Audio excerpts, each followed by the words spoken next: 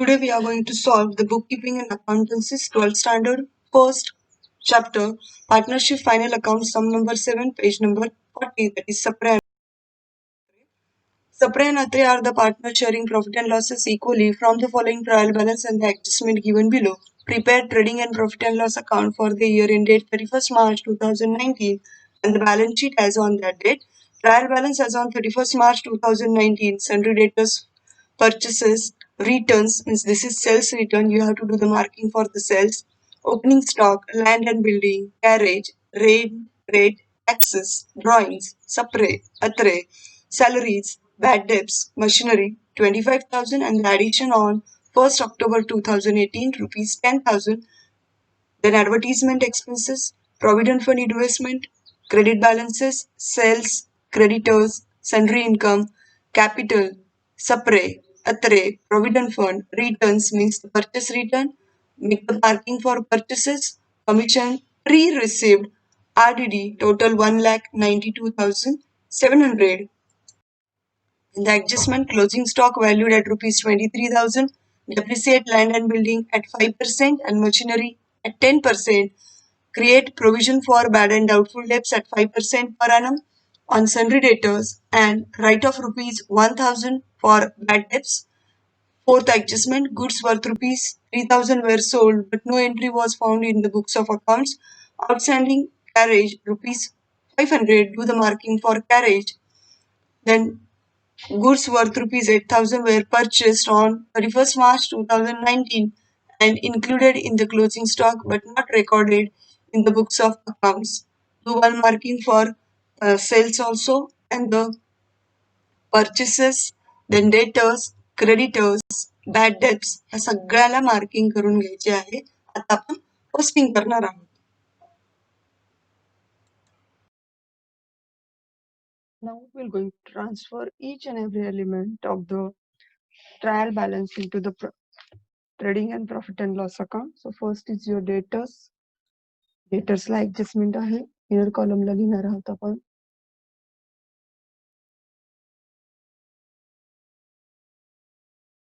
$40,000. Then second purchases ला adjustment आहे. Trading debit 65,000.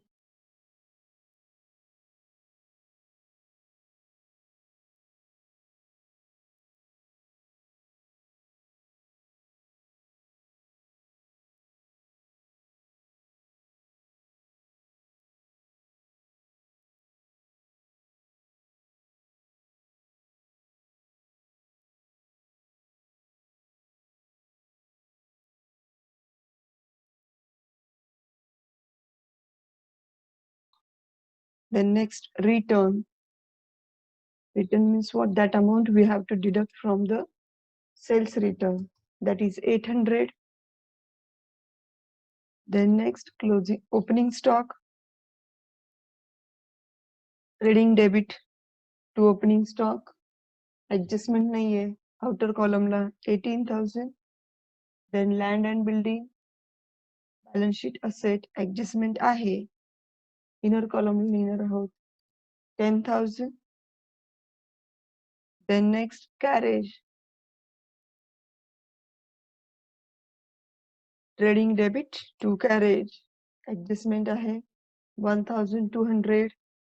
Inner column ला लिहिणार आहोत. Then next rent, rate and taxes, profit and loss debit. Adjustment नाही आहे. Outer column ला लिहिणार आहोत आपण 1,000. Then next drawings. Balance sheet liability ला लिहायचंय capital account. खाली लिहायचंय सप्रे. Inner column ला लिहिणार आहोत आपण less drawings. Inner column ला amount टाकणार आहोत 3,000. Then 4-5 lines सोडून द्यायचंय. त्याच्या खाली लिहायचंय अत्रे. त्याच्या खाली लिहिणार आहोत less drawings. Amount आहे 2,000. Inner column ला लिहायचंय. Then next salaries. Profit and loss debit. Outer column ला जाणार आहे adjustment नाहीये 3,200. Then next bad debts. Inner column ला लिहायचे adjustment आहे 1,000. Then next machinery. Balance sheet asset side ला machinery. Inner column ला लिहिणार आहोत 22,000. मशिनरीची अमाऊंट आहे 25,000. इनर कॉलमला लिहिणार आहोत 25,000. Then next advertisement. Profit and लॉसच्या डेबिटला 2 ऍडव्हर्टिजमेंट. अमाऊंट आहे 4,000. आउटरला लिहिणार आहोत. Then next provident fund investment. So provident fund investment balance sheet assetला जाणार आहे. आउटर कॉलमला लिहिणार आहोत 18,500. Then next sales. ट्रेडिंगच्या डेबिटला लिहिणार आहोत सेल्स. इनर कॉलमला लिहिणार आहोत 85,000. 85,000 मधून आपल्याला 800 लेस करायचे आहेत. 800 लेस केल्यानंतर इनरलाच अमाऊंट ठेवायची आहे 84,200. Then next sundry creditors. Balance sheet लायबिलिटीला लिहिणार आहोत आपण सन्ड्री क्रेडिटर्स. इनर कॉलमला लिहिणार आहोत ऍडजस्टमेंट आहे 23,000. Then next sundry income. Sundry income जाईल प्रॉफिट अँड लॉसच्या डेबिटला क्रेडिटला, कारण की क्रेडिट बॅलन्स आहे म्हणून ते जाणार आहे प्रॉफिट अँड लॉसच्या क्रेडिटला. सन्ड्री इन्कम आउटर कॉलमला लिहिणार आहोत 2,000. Then next capital. Balance sheet लायबिलिटीला कॅपिटल सप्रे 35,000 इनरला घेणार आहोत. त्याच्यामधून 3,000 लेस करून इनरलाच ठेवणार आहोत 32,000. 3,000 लेस केल्यानंतर अमाऊंट येईल 32,000. इनरलाच ठेवायची अमाऊंट. देन नेक्स्ट अत्रे. अमाऊंट आहे 35,000. त्याच्यातून ड्रॉइंग लेस केलं 2,000. इनर कॉलमलाच राहणार आहे 33,000. Then next provident fund. हे प्रॉव्हिडंट फंड जे आहे ह्याला क्रेडिट बॅलन्स आहे म्हणून ते बॅलन्स शीट लायबिलिटीला जाणार आहे. प्रॉव्हिडंट फंड आउटर कॉलमला जाईल 10,000. त्याच्यानंतर नेक्स्ट आहे रिटर्न, म्हणजे हे आहे परचेस रिटर्न. आपण परचेस रिटर्न परचेसेस मधून लेस करणार आहोत 1,500. लेस करून आपण इनरलाच ठेवणार आहोत 63,500. Then commission received. Commission received. Commission pre-received. हे कमिशन जे आहे हे प्री रिसिव्ड आहे, received in advance. So that is the income for next year. So ते आपले जाणार आहे बॅलन्स शीट लायबिलिटीजला. Commission received 800. Then RDD. आरडीडीचा इफेक्ट आपण शेवटी देऊया. अशा पद्धतीने आपण ट्रायल बॅलन्स मधले जे जे एलिमेंट्स होते ते एलिमेंट्स आपण balance sheet trading and profit and loss अकाउंटला ट्रान्सफर केलेले आहेत. आता आपण वन बाय वन त्याचे ऍडजस्टमेंट आहेत त्या बघूयात.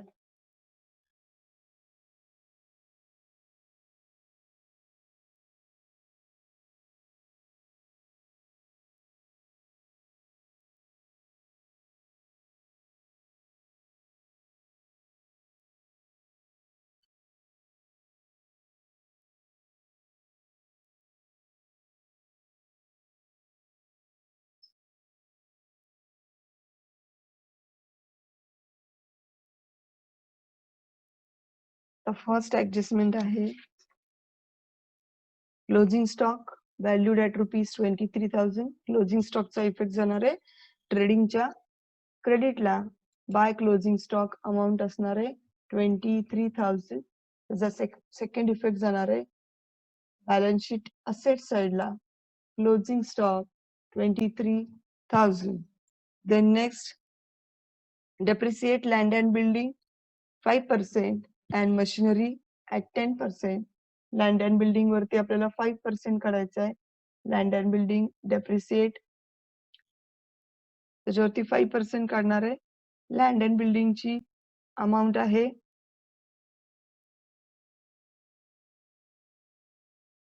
10,000. त्याच्यावरती 5% काढायचं आहे म्हणजे 10,000 into 5 divided by 100. आमचा आन्सर येईल 500. लेस करून आउटरला घ्यायचं आहे 9,500. त्याचा सेकंड इफेक्ट जो आहे तो आम्ही देणार आहोत प्रॉफिट अँड लॉसच्या डेबिटला. टू डेप्रिसिएशन अंडरलाईन करायचे. लँड अँड बिल्डिंग अमाऊंट आहे 500. Then next machinery 10%. मशिनरीवरती थोडं वर्किंग नोट आपल्याला करायला लागणार आहे, कारण की तिथं तुम्हाला मेन्शन केलेलं आहे की machinery 25,000. The addition on 1st October 2018 is ₹10,000. म्हणजे आपल्याला क्लोजिंग अमाऊंट जी आहे मशिनरीची ती 25,000 दिलेली आहे. It is appear on the 31st March 2019. नंतर ऍडिशन जी आहे 10,000 ची ती 1st October ला झालेली आहे. सो क्लोजिंग अमाऊंट लेस परचेसेस किंवा ऍडिशनल परचेसेस ते आपण लेस केलं तर आमची ओपनिंग अमाऊंट येते 15,000. म्हणजे ओपनिंग अमाऊंट ही जी आहे ही 1st April 2018 पासून आहे. आमचा अकाउंटिंग इयर असणार आहे 1st April 2018 to 31st March 2019 असं असणार आहे. म्हणून आपल्याला ऍडिशन जी आहे त्याच्यावरती 1st October पासून काढायचं इंटरेस्ट म्हटल्यावरती ऑक्टोबर, नोव्हेंबर, डिसेंबर, जानेवारी, फेब्रुवारी, मार्च 6 महिन्याचं द्यायचंय. So 10,000 into 10 divided by 100 into 6 divided by 12 आपला आन्सर येईल 500 रुपीज. आणि ओपनिंगची जी अमाऊंट आहे 15,000 त्याच्यावरती आपल्याला पूर्ण वर्षाचं काढायचंय. So 15,000 into 10 divided by 100 amount येईल 1,500 आणि टोटल आहे 2,000. ही टोटल आपण 2,000 ह्या मशिनरी मधून आपण लेस करणार आहोत. लेस डेप्रिसिएशन 10% अमाऊंट आहे 2,000. आउटरला जाईल 23,000. सेकंड इफेक्ट जो आहे त्याचा आपण प्रॉफिट अँड लॉसच्या डेबिटला देणार आहोत. लँड अँड बिल्डिंगच्या खाली लिहिणार आहे मशिनरी अमाऊंट आहे 2,000. म्हणजे आउटरला जाईल 2,500. देन नेक्स्ट आपण थर्ड ऍडजस्टमेंट करायच्या अगोदर आपण फोर्थ ऍडजस्टमेंट करूयात पहिले, कारण की ह्याच्यामध्ये आपल्याला सेलिंगची अमाऊंट दिलेली आहे आणि नंतर आपल्याला डेटर्सची अमाऊंट म्हणजे डेटर्स वरती आरडीडी वगैरे काढायचंय. म्हणून फोर्थ ऍडजस्टमेंट बघूया पहिले. Goods worth ₹3,000 were sold but no entry was found in the books of accounts. म्हणजे गुड्स आपले सोल्ड केले पण त्याची एंट्री नाही केलेली. First we have to do that particular entry. So goods worth ₹3,000 sold म्हणजे इथं आपल्याला सेल्स मध्ये काय करायला लागणार आहे, अनरेकॉर्डेड सेल्स म्हणून ऍड करायला लागणार आहे. सो ऍड अनरेकॉर्डेड सेल्स अमाऊंट आहे 3,000. आम्ही ऍड करून आउटरला घेणार आहोत 87,200. आउटरला अमाऊंट येणार आहे. ह्याचा सेकंड इफेक्ट जो जाणार आहे, सेल्सचा संबंध हा नेहमी डेटर्सशी असतो. डेटर्स मध्ये आम्ही केले ऍड अनरेकॉर्डेड सेल्स आणि अमाऊंट आहे ती 3,000. आम्ही ऍड करून इनरलाच ठेवायचं आहे 43,000. म्हणून आम्ही ह्याचे दोन्ही इफेक्ट दिलेले अनरेकॉर्डेड सेल्सचे सेल्स मध्ये ऍड करणारे आणि डेटर्स मध्ये ऍड करणारे. आता आपण थर्ड ऍडजस्टमेंट कडे जाऊया. थर्ड ऍडजस्टमेंट आहे create provision for bad and doubtful debts at 5% on debtors and write off ₹1,000 for bad debts. म्हणजे पहिल्यांदा आम्हाला काय करायचंय, बॅड डेब्ट्स लेस करायचे आहेत.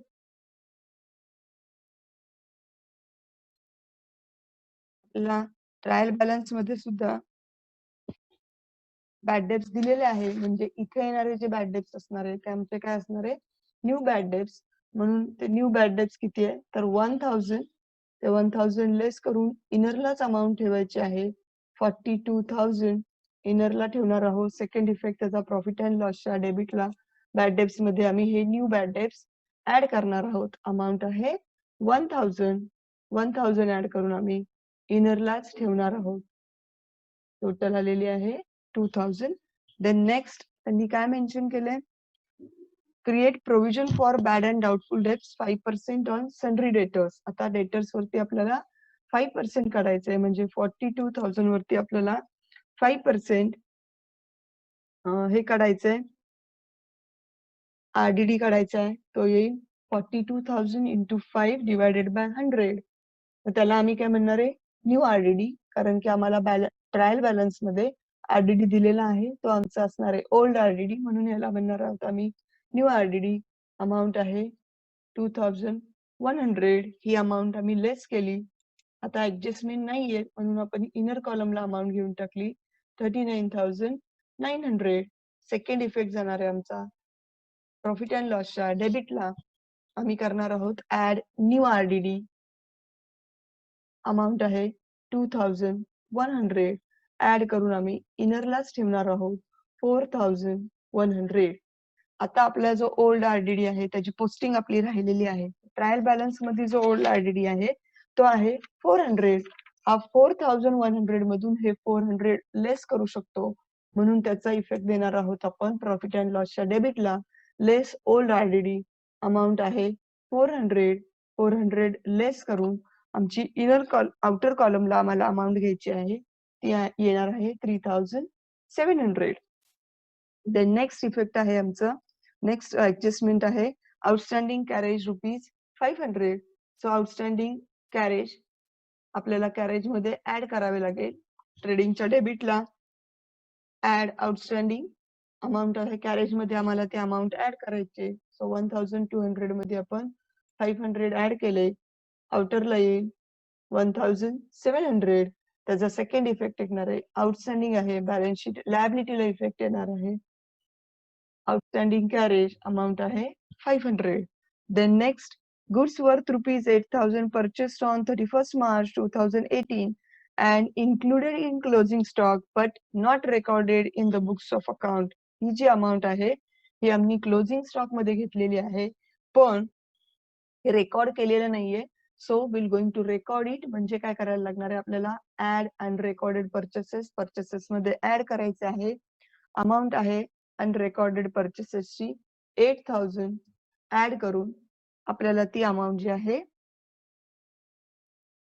ती आउटरला घेऊन टाकायची आहे. आउटरला येईल आता आपल्या 71,500. त्याचा सेकंड इफेक्ट आपल्याला परचेसेसचा संबंध हा नेहमी क्रेडिटर्सशी येतो. सो आपण क्रेडिटर्स मध्ये ऍड अनरेकॉर्डेड पर्चेसेस अमाऊंट आहे 8,000. ती ऍड करून तुम्ही आउटरला घ्यायची आहे. आउटरला टोटल येईल आता 31,000. तर अशा पद्धतीने आपण सगळे इफेक्ट दिलेले आहेत.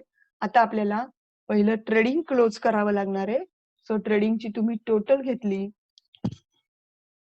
ट्रेडिंगच्या क्रेडिटची, तर ती टोटल येते 1,10,200. ही डेबिटची टोटल घेतली असता तुम्हाला ती टोटल येते 91,200. सो क्रेडिटची टोटल जास्त आहे, म्हणून क्रेडिटच्या टोटल मधून डेबिटची टोटल लेस केली तर आम्हाला जी अमाऊंट मिळणार आहे तो आहे आमचा ग्रॉस प्रॉफिट. ती अमाऊंट येते आमची 19,000.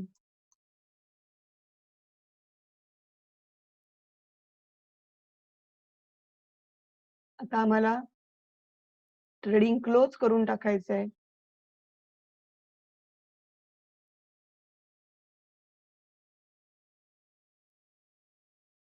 ट्रेडिंग अकाउंट आमचं क्लोज झालं. त्याचा जो बॅलन्स आहे ग्रॉस प्रॉफिट, तो आम्ही प्रॉफिट अँड लॉसच्या क्रेडिटला घेणार आहोत. By gross profit brought down. Amount आहे 19,000. आता आम्हाला प्रॉफिट अँड लॉस पण क्लोज करायचं आहे. आमची त्याची टोटल येणार आहे 19,000 प्लस 2,000 21,000. आणि आम्ही क्रेडिटची टोटल केली असता ती टोटल येते 14,000. सॉरी, डेबिटची टोटल केली असता ती टोटल येते 14,400. सो 21,000 मधून 14,400 लेस केले तर आमची अमाऊंट येणार आहे, तो ती जी अमाऊंट येणार आहे ती असणार आहे आमचा नेट प्रॉफिट. तर ती अमाऊंट येते आमची 6,600. आता हे 6,600 हे आम्हाला सप्रे आणि यात्रेमध्ये इक्वली डिस्ट्रीब्यूट करायचं आहे. म्हणजे अमाऊंट येईल 3,300. 6,600 ला 2 ने डिवाइड केलं असता अमाऊंट येते 3,300. अशा पद्धतीने इथं जी अमाऊंट आमची आलेली आहे इथं जी अमाउंट आमची आलेली आहे ह्याची